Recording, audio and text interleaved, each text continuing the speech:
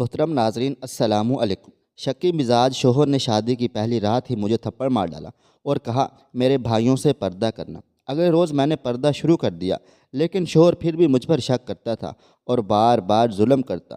کچھ وقت بعد شوہر بیمار ہو گیا اور مجھ سے اپنے گناہ کی معافی مانگنے لگا۔ میں نے دل بڑا کرتے ہوئے اسے معاف تو کر دیا، تو وہ بولا جب میں مر جاؤں تو بستر کا گدا اٹھا کر دیکھنا۔ پھر ہفتے کے بعد میرے شوہر کا انتقال ہو گیا۔ میں نے جو ہی گدا اٹھایا تڑپ گئی تھی، کیونکہ مرتے مرتے میرا شوہر نے مجھے، میرا نام ہمنہ ہے اور میرا تعلق ایک امیر فیملی سے تھا۔ میرے پاپا ایک بزنس مین تھے اور شہر بھر میں ان کا نام تھا، کافی زیادہ لوگ انہیں جانتے تھے۔ ہم 4 بہنیں تھیں، ہمارا کوئی بھائی نہیں تھا۔ امی ابو کے ساتھ ہم ایک خوشحال زندگی گزار رہے تھے۔ گھر میں ہر وہ چیز موجود تھی جس کی تمنا کوئی بھی انسان کر سکتا ہے۔ میری امی پڑھی لکھی لیکن سادہ مزاج کی خاتون تھی۔ میری تینوں بہنیں مجھ سے بڑی تھیں اور میں سب سے چھوٹی ہونے کی وجہ سے سب کی لاڈلی بھی تھی۔ لیکن میرے پاپا کو بیٹے کی بڑی خواہش تھی، کیونکہ ان کو اپنی نسل آگے بڑھانے کے لیے اور نام زندہ رکھنے کے لیے بیٹا چاہیے تھا۔ جب میں چھوٹی سی تھی اور میری امی ایک بار پھر امید سے ہوئیں تو پاپا کو ایسے لگا جیسے ان کی یہ خواہش اب پوری ہو جائے گی۔ وہ امی کا بہت زیادہ خیال رکھا کرتے تھے، ہر مہینے ان کا چیک اپ کرواتے تھے اور ان کے کھانے پینے پر خاص توجہ دیتے تھے۔ لیکن جب 4 مہینے گزرے تو ایک دن اچانک امی کا پیر پھسل گیا اور وہ گر گئی تھی۔ اس کے ساتھ ہی پاپا کی تمام خواہشیں بھی دم توڑ گئی تھی۔ اماں جان کو اس بات کا بہت دکھ تھا، لیکن اس دن دکھ سے زیادہ ان کے دل میں ایک ڈر بیٹھا ہوا تھا، کیونکہ وہ جانتی تھی کہ پاپا بیٹے کے لیے کسی بھی حد تک جا سکتے ہیں۔ ماما نے یہی بات اپنے دل سے لگا لی اور مکمل طور پر خاموشی اختیار کر لی، یہاں تک کہ امی اپنی بیٹیوں سے بھی اب زیادہ بات چیت نہیں کرتی تھی۔ میں تو اس وقت بہت چھوٹی سی تھی، لیکن میری تینوں بڑی بہنیں امی کی خاموشی کو بہت محسوس کرتی تھیں۔ پاپا نے بھی امی پر توجہ دینی کم کر ڈالی تھی، بلکہ وہ بزنس میں زیادہ مصروف ہو گئے تھے، یا شاید انہوں نے جان بوجھ کر ایسا کیا تھا۔ حالانکہ وہ اچھی طرح جانتے تھے کہ اس وقت امی کو ان کی کتنی ضرورت ہے، اور وہ میری بہنیں اس بات کی گواہ تھیں کہ امی ہر روز تیار ہو کے شام کو پاپا کا انتظار کرتی اور ان کے تھوڑے سے وقت کے لیے ترستی رہتی تھی۔ لیکن پاپا دیر سے گھر آتے اور فوراً سو جاتے تھے۔ امی کی تیاری ادھوری رہ جاتی۔ پاپا نے تو ایک نظر بھر کے بھی ان کی طرف دیکھنا بند کر ڈالا تھا۔ ہمیں یقین نہیں آتا تھا کہ یہ وہی پاپا ہیں جو پہلے امی کی تعریفیں کرتے نہیں تھکتے تھے، اور ان کے اس رویے پر امی پر اور گہرا اثر ہوا اور وہ آہستہ آہستہ اپنے آپ سے بھی لا تعلق ہونے لگی۔ لیکن پاپا پر امی کی اس کیفیت کا یا کسی اور بات کا کوئی اثر نہ ہوا، اور انہوں نے اپنے آفس میں کام کرنے والی ایک جوان لڑکی سے شادی کر لی۔ وہ تو ہمیں بعد میں پتہ چلا کہ پاپا کا اس لڑکی کے ساتھ چکر 2 سال سے چل رہا تھا۔ جب سے امی بیمار ہو کر گر گئی تھیں تو وہ لڑکی بہت تیز اور چلاک تھی۔ اس نے بڑی ہوشیاری سے پاپا کو اپنے جال میں پھنسایا اور ہماری زندگی میں چلی آئی۔ پاپا اس سے شادی کر کے گھر لے آئے تھے، کیونکہ اس نے شادی کرنے سے پہلے پاپا سے یہ شرط رکھی تھی کہ وہ اس کو اپنی دوسری بیوی بنا کر پہلی بیوی کے ساتھ ہی رکھیں گے، تاکہ اسے بھی ہر وہ چیز مل سکے جو پہلی بیوی اور بچیوں کو ملتا تھا۔ امی پر صدمے کا ایک اور پہاڑ ٹوٹ پڑا، لیکن امی جان نے اپنی زبان سے ایک لفظ نہیں کہا، بلکہ خود ہی اپنی سوتن کے لیے اپنا وہ کمرہ چھوڑنے کے دوسرے کمرے میں شفٹ ہو گئی تھی۔ اس وقت میری عمر 7 سال تھی۔ میں امی جان کے ساتھ ہی سوتی تھی، جبکہ تینوں بڑی بہنوں کا کمرہ الگ تھا۔ جس دن وہ عورت دوسری ماں بن کے ہمارے گھر آئی اور میری ماں نے اپنی جگہ اس کے لیے چھوڑ دی تھی، مجھے اس دن سے ہی اس سے نفرت ہو گئی تھی۔ میری بڑی بہن اس وقت 15 سال کی تھی اور پاپا کی نئی بیوی 20 یا 22 سال کی تھی۔ حالانکہ وہ اتنی خوبصورت بھی نہیں تھی، لیکن پاپا نے صرف بیٹے کی خواہش میں اس سے شادی کر لی تھی۔ البتہ وہ بہت زیادہ ماڈرن لڑکی تھی، اور پاپا سے شادی کے بعد اس نے اپنے آپ کو سجنے سنورنے میں کوئی کسر نہیں چھوڑی تھی۔ اب تو وہ بڑے بڑے پارلر میں جاتی اور مہنگے ترین لباس پہنتی تھی، پیسہ پانی کی طرح بہاتی تھی۔ اب اسے ہمارے گھر آئے ہوئے تقریباً 1 مہینہ ہو گیا تھا، لیکن اس نے اس 1 مہینے میں اتنی شاپنگ کی کہ ہم حیران تھے، اور پاپا اسے کسی بھی بات کے لیے نہیں روکتے تھے، بلکہ وہ بڑے خوش ہوتے تھے۔ ہم بہنیں سکول میں پڑھتی تھیں، لیکن امی نے گھر کے کاموں کے علاوہ ہم چاروں کی ذمہ داری میں بھی دلچسپی لینا کم کر ڈالی تھی، اور پھر آہستہ آہستہ نوبت یہاں تک پہنچ گئی کہ امی نے اپنے آپ کو کمرے تک محدود کر لیا تھا۔ وہ بہت ہی کم باہر نکلتی تھی، کیونکہ شروع میں اگر امی ہمارے پاپا کا کوئی کام کرتی تو پاپا کی دوسری بیوی امی کو روک دیتی تھی، خاص طور پر پاپا کے سامنے۔ وہ پاپا کے سامنے سارے کام خود کرتی تاکہ ان کی توجہ حاصل کر سکے، اور بابا کو لگتا تھا کہ امی نے حسد میں آ کر اپنی ذمہ داریاں بھی آنے والی پر ڈال دی ہیں، جبکہ ایسا کچھ بھی نہیں تھا۔ جب پاپا گھر نہیں ہوتے تو وہ آرام سے اپنے کمرے میں لیٹی رہتی، کسی کام میں دلچسپی نہیں لیتی تھی، لیکن جیسے ہی پاپا گھر آتے وہ مکمل طور پر ایکٹیو ہو جاتی، اور پاپا کے سامنے وہ ہم چاروں سے بھی پیار جتانے کی کوشش کرتی رہتی تھی، جبکہ ان کی غیر موجودگی میں وہ ہمیں اپنے آس پاس بھی نہیں بھٹکنے دیتی تھی، خاص طور پر تو مجھ سے تو اسے کوئی خدا واسطے کا بیٹھ تھا۔ مجھے دیکھتے ہی اسے غصہ چڑھ جاتا تھا اور وہ مجھے ڈانٹ دیتی تھی، اسی لیے وہ مجھے اور بھی بری لگنے لگ گئی تھی۔ دوسری طرف ہماری امی تھی، جس نے کہیں آنا جانا بالکل چھوڑ دیا تھا، ایک ہی جوڑا 4 دن پہنے رکھتی، بال نہیں بناتی تھی، میری آپی امی سے کہہ کر ان کے کپڑے تبدیل کرواتی اور بال بنواتی۔ پہلے جس گھر میں مکمل طور پر امی جان کا حکم چلتا تھا، اب وہاں پاپا کی دوسری بیوی کی حکومت تھی، ہر کام ان کی مرضی اور پسند کے مطابق ہوتا تھا، یہاں تک کہ کھانا بھی وہی بنتا جو وہ بنواتی تھی۔ پاپا نے تو امی سمیت ہم بہنوں کو بھی نظر انداز کرنا شروع کر دیا تھا اور اپنی نئی بیوی کے ساتھ خوش رہتے تھے، اور ہر دوسرے دن پاپا ان کو لے کر ڈنر پر چلے جاتے اور ہم بہنیں ماں کے آنسو صاف کرتی رہ جاتی تھی۔ اور پھر جب چھوٹی ماما کے ہاں خوشخبری آئی تو اس کے ناز نخرے اور زیادہ بڑھ گئے تھے، اب تو وہ گھر کا پانی بھی نہیں پیتی تھی، اور پاپا نے میری بڑی بہنوں کو خاص طور پر تاکید کی تھی کہ نوکر تو اپنا سب کام کرتے ہی ہیں، لیکن تم لوگوں نے بھی اپنی چھوٹی ماں کا خاص خیال رکھنا ہے۔ میری بڑی بہنیں پاپا سے ڈرتی بھی تھی اور جھجکتی بھی تھی، کیونکہ ان کو معلوم تھا اگر وہ پاپا کی بات نہیں مانے گی تو وہ امی کو تنگ کریں گے، اس لیے وہ چھوٹی ماں کی ایک آواز پر بھاگی بھاگی جاتی تھی، جبکہ میں ایسا نہیں کرتی تھی۔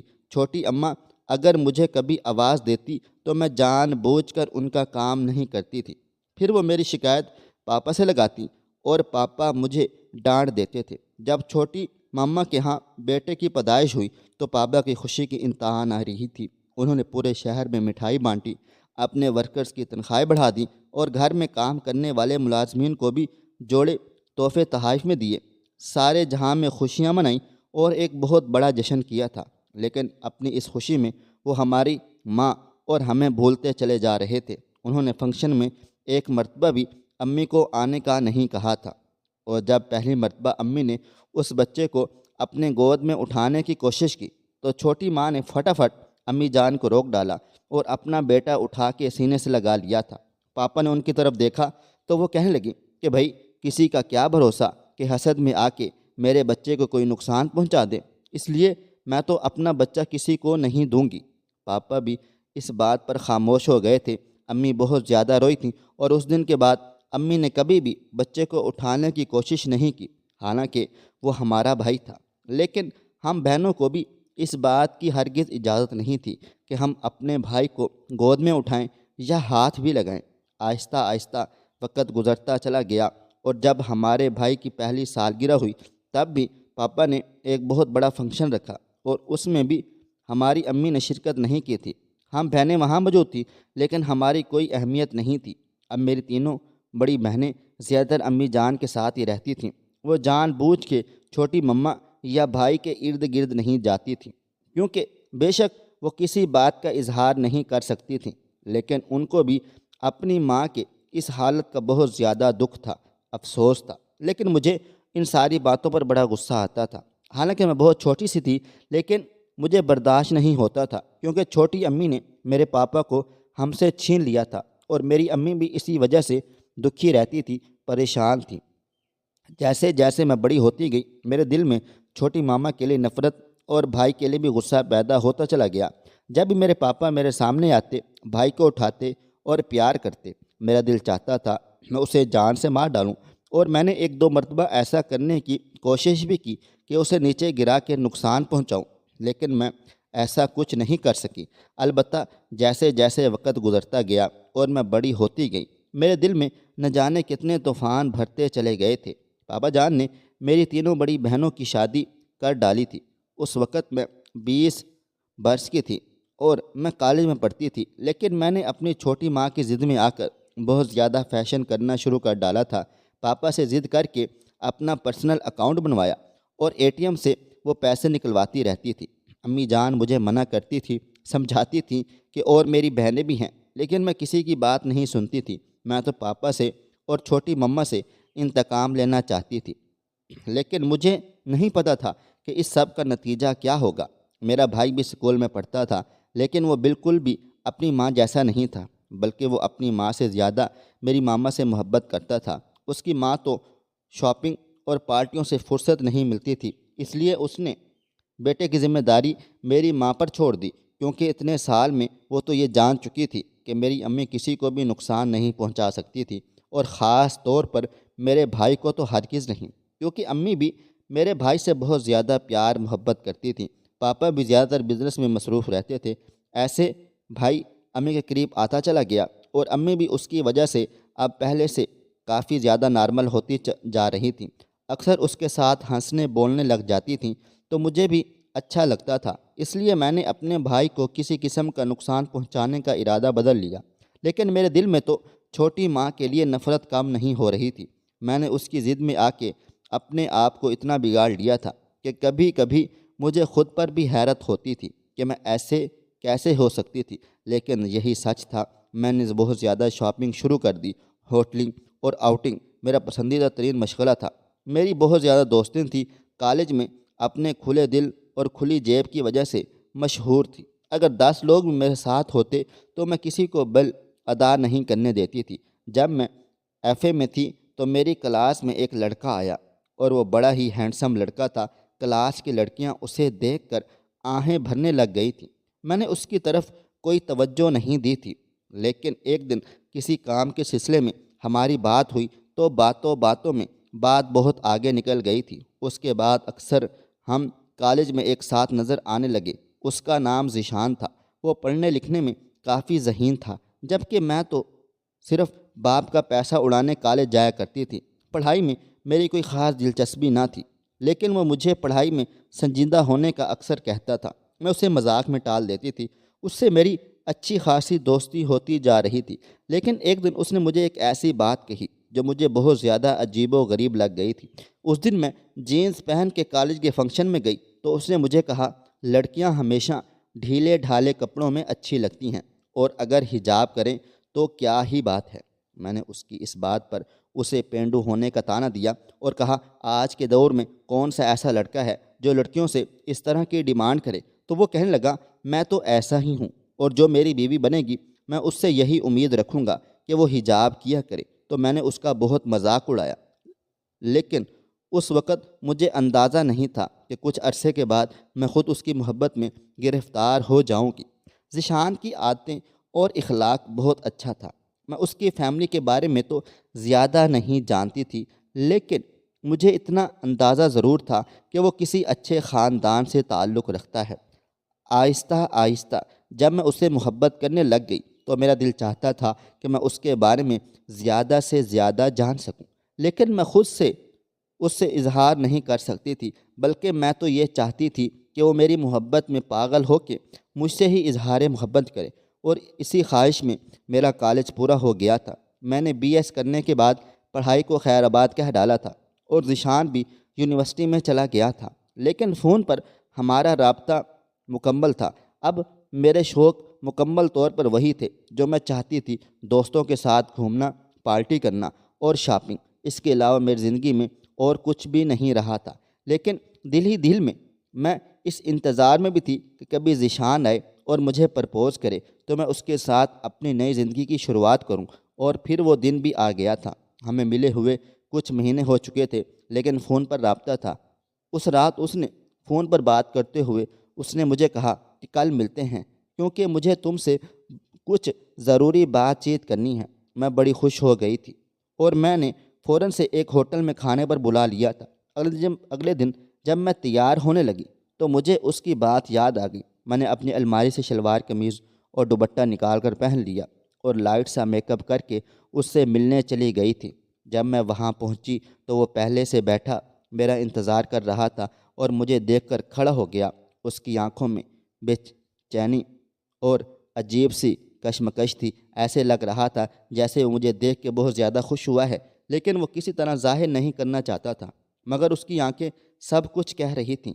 پھر ہم بیٹھ گئے تو اس نے میری تعریف کی اور میں تو جیسے ہواؤں میں اڑنے لگ گئی تھی۔ کھانا آرڈر کر کے میں نے اس سے پوچھا کہ ذیشان کس سلسلے میں ملنا چاہتے تھے، تو سب سے پہلے اس نے مجھے اپنی جاب کا بتایا کہ اس کی ایک اچھی جگہ جاب ہو گئی تھی۔ اس نے کہا کہ آج کا کھانا بھی اسی کی طرف سے ہوگا۔ میں یہ سب سن کر بہت خوش ہوئی کہ میں نے اسے مبارکباد دی اور اب پوچھا وہ بات بتاؤ جس کی وجہ سے خاص طور پر مجھے یہاں بلایا ہے۔ وہ مسکرانے لگ گیا اور کہنے لگ گیا تم صرف خوبصورت ہی نہیں ہو، تیز بھی بہت ہو، چالاک ہو۔ پھر اس نے کہا کہ مجھے تم سے ایک بات کہنی تھی۔ جب سے ہم کالج سے نکل کر الگ الگ ہوئے ہیں میرے دل سے تمہارا خیال ہی نہیں ہٹتا۔ ابھی کچھ ٹائم ہے مجھے احساس ہوا ہے میں تمہارے بغیر نہیں رہ سکتا، شاید اس لیے میں تم سے محبت کرنے لگا ہوں۔ یہ سن کر میں بھی مسکرانے لگی کیونکہ یہ وہ الفاظ تھے جو میں کافی عرصے سے سننا چاہتی تھی، لیکن آج وہ میرے سامنے بیٹھا اظہار محبت کر رہا تھا تو میں نے تھوڑا اپنی قدر بڑھانے کا سوچ کر اسے کہا اگر تم مجھ سے محبت کرتے ہو تو میں تمہاری محبت کی قدر کرتی ہوں، لیکن کیا یہ محبت صرف دل لگی ہے یا کیا تم مجھے واقعی میں اپناؤ گے؟ تبھی وہ کہنے لگا کہ میں تم سے شادی کرنا چاہتا ہوں، اس لیے تو تمہیں آج یہاں بلایا ہے۔ یہ سن کے تو میرا دل خوشی سے جھوم اٹھا تھا، لیکن بڑی مشکل سے خود پر کنٹرول کر کے بیٹھی تھی۔ پھر میں نے اس کی فیملی کے بارے میں پوچھا تو اس نے بتایا ہم مڈل کلاس گھرانے سے ہیں، گھر میں میری اماں ہے اور ایک چھوٹا بھائی ہے۔ ابا جان کا انتقال ہو چکا ہے، لیکن ابا کی کچھ زمینیں ہیں جن سے ہر مہینے خرچہ آتا رہتا ہے، اور اب میری بھی اچھی خاصی جاب ہو گئی ہے، تو کیا تمہارے گھر والے مجھے قبول کر لیں گے کیونکہ تم تو بہت امیر فیملی سے ہو؟ اس کی بات سن کر میں ہنسنے لگ گئی تھی۔ میں نے کہا میں نے زندگی تمہارے ساتھ گزارنی ہے، میرے گھر والوں نے نہیں، اس لیے تمہیں یہ فکر ہونی چاہیے کہ میں تمہیں قبول کروں گی یا نہیں۔ وہ میری یہ بات سن کر حیرت سے میرا منہ تکنے لگا تو میں کھلا کر ہنس پڑی تھی۔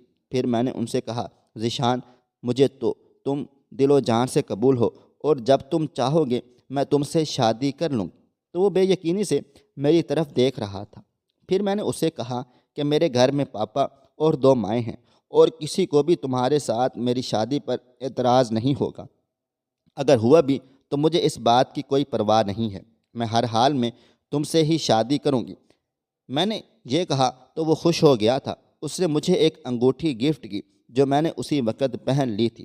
گھر جانے کے بعد میں نے امی جان سے اس بارے میں بات کی تو امی جان نے کہا کہ تو مجھے تو کوئی اعتراض نہیں ہے اگر وہ تمہیں پسند ہے، لیکن میں نہیں جانتی کہ تمہارے پاپا کا کیا فیصلہ ہوگا، ہو سکتا ہے شاید وہ اس رشتے کو قبول ہی نہ کریں، کیونکہ تم تو جانتی ہو تمہارے پاپا کس مزاج کے مالک ہیں، اور پھر تمہاری دوسری ماں کے بارے میں بھی کچھ نہیں کہہ سکتی۔ میں امی کی بات سن کے غصے میں آ گئی تھی۔ میں نے ان سے کہا مجھے پاپا یا دوسری ماں کی کوئی پرواہ نہیں ہے، مجھے آپ کی پرواہ ہے اور میرے لیے آپ کی اجازت بہت زیادہ ضروری ہے۔ اگر آپ راضی ہیں تو مجھے اور کسی کی کوئی فکر نہیں ہے۔ امی جان میری بات سن کے خاموش ہو گئی تھی۔ میں جانتی تھی کہ امی کبھی بھی پاپا کے سامنے یہ بات کرنے کی ہمت نہیں کریں گی، اس لیے میں نے خود پاپا سے بات کرنے کا فیصلہ کیا، اور میں موقع دیکھ رہی تھی کہ جس دن چھوٹی ماں گھر پر نہ ہو اس دن پاپا سے اکیلے میں بات کروں گی، لیکن کافی دن مجھے ایسا کوئی موقع ہی نہیں ملا تھا۔ اور پھر بڑی مشکل سے ایک دن پاپا گھر میں موجود تھے اور چھوٹی مما کہیں باہر گئی ہوئی تھی، تو میں نے پاپا سے بات کرنے کی ہمت کی۔ حالانکہ میں اتنی بولڈ اور ماڈرن بنتی تھی، مگر اس وقت مجھے ایسا لگ رہا تھا جیسے میں بچپن کی طرح ڈرپوک ہی تھی۔ ہمت کر کے جب میں پاپا کے کمرے میں گئی تو مجھے دیکھ کر وہ موبائل فون رکھ کر سیدھے ہو کر بیٹھ گئے تھے۔ میرا حال احوال پوچھا اور کہنے لگے کوئی کام تھا؟ میں نے کہا جی، مجھے آپ سے کچھ ضروری بات کرنی ہے۔ تو پاپا نے میری طرف دیکھنے لگے۔ میں نے بڑی ہمت کر کے پاپا سے ذیشان کا ذکر کیا اور بتایا کہ میں اسے پسند کرتی ہوں اور اس سے شادی کرنا چاہتی ہوں، کیونکہ وہ بھی مجھے پسند کرتا ہے اور مجھ سے شادی کرنا چاہتا ہے۔ پہلے تو پاپا میری طرف دیکھتے رہے، پھر کہنے لگے، بیٹا تم اچھی طرح جانتی ہو کہ تمہاری تینوں بڑی بہنوں کی شادی بھی میں نے اپنی مرضی سے کی ہے۔ ہاں، ان کی رضامندی ضرور پوچھی تھی، لیکن اس میں ان کی پسند شامل نہیں تھی، کیونکہ ہم جتنے مرضی ماڈرن ہو جائیں لیکن ہمارے گھر کے بھی کچھ اصول ہیں۔ ہمارے خاندان میں یہ سب نہیں چلتا۔ اول تو ہم خاندان سے باہر رشتہ کرتے ہی نہیں ہیں، اور اگر کریں بھی تو اپنے سے اونچے لوگوں میں ہی کرتے ہیں۔ جب پاپا جان نے یہ کہا تو میں سمجھ گئی تھی کہ وہ مجھے کیا کہنا چاہتے ہیں۔ پھر وہ پوچھنے لگے کہ ذیشان کیا کرتا ہے، اس کے والد کا کیا بزنس ہے۔ پاپا جان نے سوال ہی کچھ اس طرح سے کیا تھا۔ میں تھوڑی سی کنفیوز ہو گئی تھی، پریشان ہو گئی۔ پھر میں نے انہیں بتایا کہ ذیشان کے والد نہیں ہیں اور وہ ایک مڈل کلاس فیملی سے تعلق رکھتا ہے۔ گھر میں صرف ایک ماں اور بھائی ہے، اور ذیشان کی ایک بہت اچھی نوکری بھی ہو گئی ہے۔ پاپا یہ سن کر اٹھ کھڑے ہوئے اور کہنے لگے، یہ سب بتانے سے پہلے ہی میں تمہیں بتا چکا تھا کہ ہم کس طرح کے لوگوں میں اپنی بیٹیاں بیاہتے ہیں۔ اس کے باوجود تم نے بڑی ہمت کر کے میرے سامنے یہ سب کچھ کہا ہے۔ چلو کوئی بات نہیں، کیونکہ تم میری بیٹی ہو، لیکن میں ہرگز تمہاری ایسے خاندان میں شادی نہیں کر سکتا جو کسی بھی طرح ہماری برابری نہ کر سکے۔ اور تم خود سوچو کہ بچپن سے لے کر اب تک کتنی آسائشوں میں پلی بڑی ہو، جہاں پہ 1000 خرچ کرنے ہوتے ہیں تم لاکھ خرچ کر ڈالتی ہو، تو کیا ایسے گھر میں خوش رہ سکو گی جہاں تمہارا شوہر معمولی سی نوکری کرتا ہوگا؟ پاپا نے مجھے سمجھانے کی بہت کوشش کر رہے تھے۔ انہیں ابھی تک غصہ نہیں آیا تھا، اس لیے میں نے موقع سے فائدہ اٹھاتے ہوئے انہیں کہا، پاپا میں ذیشان کے ساتھ خوش رہوں گی، کیونکہ ہم ایک دوسرے کو پسند کرتے ہیں۔ میری بات سنتے ہی پاپا کو غصہ آ گیا اور وہ کہنے لگے، میں اتنی دیر سے تمہیں کچھ سمجھانے کی کوشش کر رہا ہوں۔ زندگی جو ہے وہ محبت اور پیار سے نہیں گزرتی، بلکہ اچھے لائف سٹائل کے لیے پیسے کی اشد ضرورت ہوتی ہے، اور مڈل کلاس فیملی کے لڑکے ایک گھر بنانے میں پوری زندگی گزار دیتے ہیں، اور وہ تمہیں کیا خوش رکھے گا؟ لیکن میں اپنی ضد پر قائم تھی۔ میں نے پاپا سے کہہ دیا کہ میں شادی کروں گی تو صرف ذیشان سے۔ اس وقت پاپا نے میرے منہ پر ایک تھپڑ مارا اور کہا، شادی تو تمہاری وہیں ہوگی جہاں میں بات چلا رہا ہوں۔ اتنے میں چھوٹی مما کمرے میں آ گئی تھیں اور وہ یہ سب کچھ دیکھ کر حیران و پریشان ہو رہی تھیں، لیکن بڑی جلدی سارا معاملہ سمجھ گئیں اور مجھے کہنے لگیں کہ تمہارے پاپا ٹھیک کہہ رہے ہیں، ہم نے تمہارے لیے ایک بہت اچھی فیملی کا لڑکا دیکھا ہے۔ اگر تمہاری اس سے شادی ہو جائے گی تو تمہارے پاپا کو نئی بزنس ڈیل بھی آرام سکون سے مل جائے گی۔ مجھے چھوٹی مما کی بات سن کر اتنا غصہ آیا کہ وہ مجھے ایک بزنس ڈیل کے جتنا اہم سمجھتے تھے۔ میں بغیر کچھ کہے وہاں سے چلی آئی اور جا کر امی جان کے پاس خوب روئی، لیکن میں نے امی سے کہہ دیا تھا میں ذیشان سے ہی شادی کروں گی۔ میری ماں تو پہلے ہی شوہر اور سوتن کے ہاتھوں بے بس ہو چکی تھی۔ اس نے میرے سامنے کیا کہنا تھا، میری باتیں سن کے خاموش رہی۔ میں سوچ رہی تھی کہ کچھ دن پاپا کا غصہ ٹھنڈا ہو جائے گا تو ان سے دوبارہ اس سلسلے میں بات کروں گی، لیکن پاپا نے تو مجھے بات کرنے کے قابل چھوڑا ہی نہیں تھا۔ ایک ہفتے کے اندر ہی انہوں نے میری شادی کا اعلان کر دیا اور مجھے تاریخ طے کر کے بتا دیا۔ مجھے اتنی بھی مہلت نہیں ملی کہ میں ذیشان سے ملواتی۔ میں نے اسے فون پر یہ بات بتائی تو اس نے مجھے یہی کہا، جہاں پر تمہارے ماں باپ چاہتے ہیں تم شادی کر لو، کیونکہ یہی تمہارے حق میں بہتر ہوگا۔ ذیشان کی باتیں سن کر میرا دل ٹوٹ کر رہ گیا تھا، اس لیے مجھے اندازہ ہو رہا تھا میں جو بچپن سے اب تک چھوٹی مما سے مقابلہ بازی کرتے آ رہی تھی، دراصل اندر سے تو میں اپنی ماں جیسی ہی تھی، ڈرپوک اور کم ہمت۔ میں نے پاپا کے سامنے ہتھیار ڈال دیے اور پاپا نے میری شادی اپنے مرحوم دوست کے بیٹے سلمان سے کر دی تھی۔ اس کی فیملی میں کوئی بھی نہیں تھا سوائے اس کے ایک چھوٹے بھائی کے۔ ان کے ماں باپ کا انتقال ہو چکا تھا اور وہ دونوں بھائی گھر میں اکیلے رہتے تھے۔ سلمان کا اپنا بزنس تھا جسے دونوں بھائی مل کر چلا رہے تھے۔ میرے جہیز میں پاپا نے بہت کچھ دیا تھا، لیکن میرا دل بالکل بھی خوش نہیں تھا۔ حالانکہ پاپا نے میری شادی میں کسی قسم کی کوئی کسر نہیں چھوڑی تھی، اس کے باوجود میرا دل بجھا ہوا تھا۔ اور جب میں دلہن بنی سلمان کے کمرے میں بیٹھی تھی تو سلمان کافی دیر کے بعد کمرے میں آیا تو مجھے ویسے ہی اس کا انتظار کرنا اچھا نہیں لگ رہا تھا۔ اوپر سے اس نے کمرے میں آتے ہی چیزیں ادھر ادھر اٹھا کے پھینکنا شروع کر دیں۔ میں اس کے اس عمل سے حیران ہو رہی تھی۔ بھلا اپنی شادی کی پہلی رات بھی کوئی ایسا کرتا ہے؟ لیکن وہ مجھے کسی بات پر غصے میں لگ رہا تھا۔ اس نے شیروانی بھی اتار کے بیڈ پر پھینک دی تھی اور پھر خاموش ہو کر صوفے پر بیٹھ گیا تھا۔ میں نے ڈرتے ڈرتے پوچھا کہ سب خیریت تو ہے؟ کیا ہوا ہے؟ آپ غصے میں لگ رہے ہیں؟ تو وہ اٹھ کے میرے پاس آ کر کھڑا ہوا اور مجھے کہنے لگا، اٹھو، میرے سامنے کھڑی ہو جاؤ۔ پھر میں نے اپنا ہاتھ بڑھایا تو اس نے میرا ہاتھ تھام لیا۔ میں سوچ رہی تھی کہ یہ سرپرائز دینے کا کون سا طریقہ ہے۔ یہی سوچتے ہوئے میں اٹھ کے اس کے سامنے کھڑی ہو گئی تھی، لیکن اس نے ایک زناٹے دار تھپڑ میرے منہ پر دے مارا تھا۔ میرے تو اوسان خطا ہو گئے تھے۔ مجھے یقین نہیں آ رہا تھا کہ ایک رات کی دلہن کے ساتھ اس طرح سے بھی کوئی سلوک ہو سکتا ہے، اور وہ بھی اس کا دولہا ایسا کرے گا۔ میں نے سوچا بھی نہیں تھا۔ میں بے یقینی کی کیفیت میں گال پر ہاتھ رکھے اور اسے دیکھ رہی تھی تو وہ چیخنے چلانے لگ گیا۔ اس نے مجھے کہا، اتنا بن سنور کر سب کے سامنے بیٹھنے کی کیا ضرورت تھی؟ کتنے لوگ آنکھیں پھاڑ پھاڑ کے تمہیں دیکھ رہے تھے، نہ جانے کس کی کیسی نظریں تھیں کیسی نہ تھیں، تمہیں کیا پتہ؟ اور تو اور میرے بھائی نے بھی تمہاری بہت تعریف کی ہے کہ بھابھی تو بہت ہی زیادہ خوبصورت ہیں۔ میں شرم سے ڈوب گیا تھا کہ کوئی میری بیوی کے بارے میں ایسی ویسی باتیں کرے اور گندی نظروں سے اسے سب دیکھیں۔ سلمان پتہ نہیں کیا کیا بولے چلے جا رہا تھا۔ میں اس کی باتیں سن سن کر پریشان ہو رہی تھی۔ میں نے تو سوچا بھی نہیں تھا کہ جس سے میری شادی ہوگی وہ اس قدر شکی مزاج ہوگا، جو اپنے بھائی کی تعریف کرنے پر ہی اس قدر غصے میں تھا۔ اور ان سب میں میرا بھلا کیا قصور تھا؟ ہر دلہن سٹیج پر تیار ہو کر ہی بیٹھتی ہے اور سب لوگ ہی دلہن کو دیکھتے ہیں۔ اسے تو یہ ثابت نہیں ہو جاتا کہ دلہن بد چلن ہے یا لوگوں کی گندی نظریں تھیں۔ پتہ نہیں یہ بندہ کس سوچ کا مالک تھا، اور اب میرے ساتھ کیا ہونا تھا میں بھی نہیں جانتی تھی۔ وہ رات میرے لیے کسی عذاب سے کم نہ تھی۔ میری زندگی کی ایسی شروعات ہوئی جس نے مجھے جہنم میں پہنچا دیا تھا۔ اس دن کے بعد سلمان نے میرا جینا حرام کر دیا تھا۔ مجھ سے زور زبردستی پردہ کروانے لگے، کہیں بھی مجھے لے کر نہیں جاتا تھا، یہاں تک کہ میں اس کے بھائی کے سامنے بھی پردہ کیا کرتی تھی۔ مجھے ایسے لگ رہا تھا کہ میں نے جتنی زندگی آزاد گزاری تھی، مجھے ان سب کی اتنی بڑی سزا مل رہی تھی۔ وہ جب دل چاہتا مجھ پر ہاتھ اٹھانے لگ جاتا، اور جب دل چاہتا تو مجھے میرے ہی نظروں میں گرا دیتا تھا، مجھ پر گندے گندے الزام لگاتا۔ میری زندگی بد سے بدترین ہوتی چلی گئی۔ اور پھر جب میری شادی کو 7 مہینے گزرے تو سلمان کا ایک ایکسیڈنٹ ہو گیا تھا، جس میں وہ بری طرح زخمی ہوا۔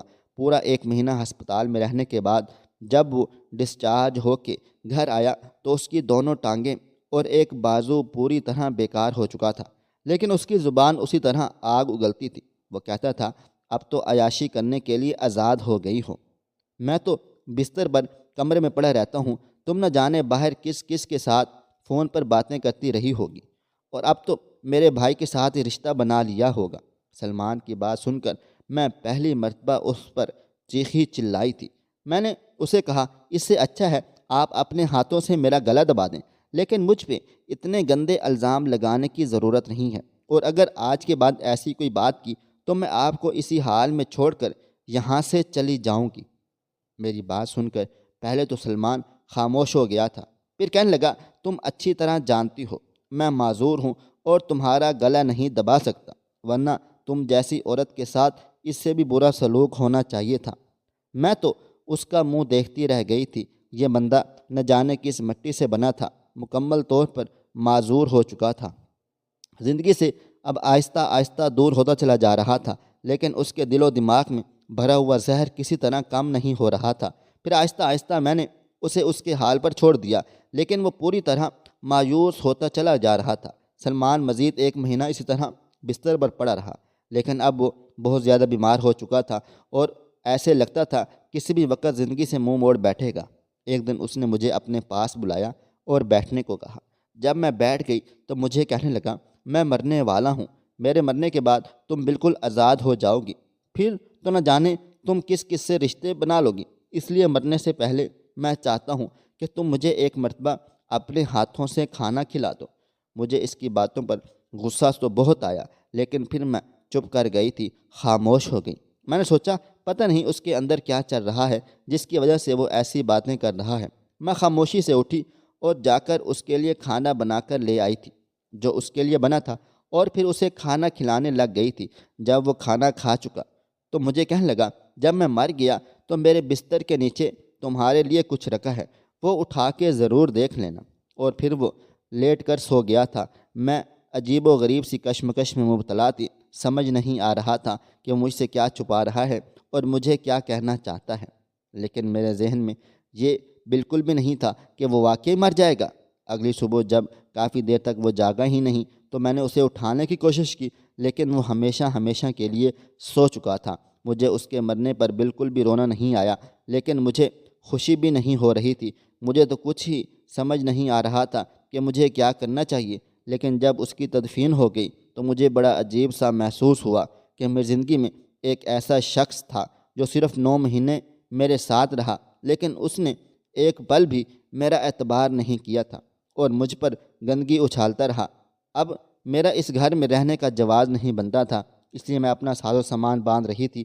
اس وقت مجھے اس کی بات یاد آئی تو میں نے اس کے بستر کے نیچے سے رکھا ہوا کاغذ نکالا جس پر اس نے مجھ سے معافی مانگی ہوئی تھی اور اپنی آدھی جائیداد میرے نام کی ہوئی تھی۔ وہ اس نے کب لکھا اور کب وہاں رکھا یہ میں نہیں جانتی تھی، لیکن میں نے اسے صدقے دل سے معاف کر دیا تھا۔ تھوڑی دیر کے بعد مجھے لینے بھائی آ گیا اور میں اس کے ساتھ اپنے پاپا کے گھر چلی آئی تھی۔